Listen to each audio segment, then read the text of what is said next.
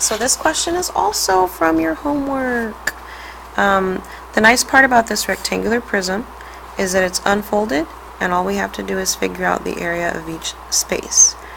But we know that this face is the same exact size as this one.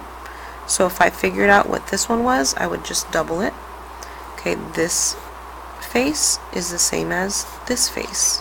So if I figure out one of them, I can double it. And then these are also going to be similar, not similar, exactly the same as each other.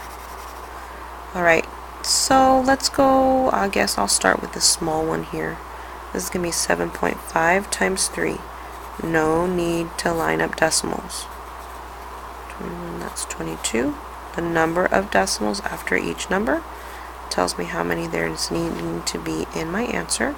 So if this is 22.5, so is this one. Okay.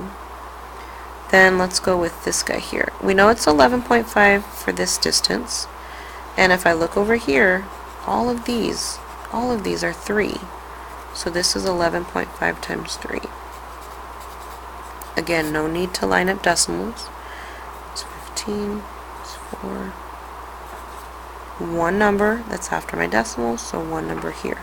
This is 34.5, so this one's also 34.5. And the last one is measuring 7.5, and we need to figure out what this one is. So I'm going to look at that same shape but down here. Well, look, it's 11.5, so that means this one's that too. Only a little bit more space for this one. Got a little more work to do. 5 times 5 is 25. 5, 6, 7, and 5. Add a 0 as a placeholder. 7 times 5 is 35. 7, 8, 9, 10. Carry the 1. 7 plus 1 is 8. 5, 6, and 8. One number here, one number there, makes a total of 2 numbers after my decimal, and that means this big space is 86.25. 86.25. Okay, let's see, that's 100, 50, 60, 90, 100, 200. Ooh, I could probably estimate, but I might as well just do it right. Okay, so doubling, I'm going to take one of each measurement, 22.5 and double. I'm going to do 34.5 and double that. And then I'm going to do 86.25 and double that. Okay, that's 10. 4, that's 5, and 2. One number, 25. So those added together make 25. That's 10. 8 plus 1 is 9. That's 69 for this one.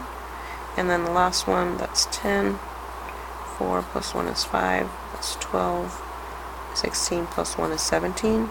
2 numbers after my decimal there, so 2 numbers after my decimal here. Last step is adding these 3. But here's the thing, on STAAR, if you're tired, skip it. If you're like, oh, I don't want to waste my time doing this problem, then don't. Okay, save it for later.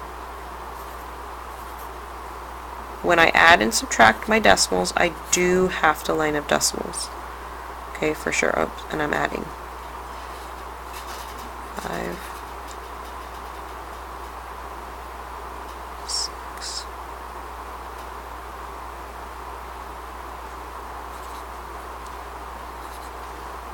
and then drop your decimal down to 86.5.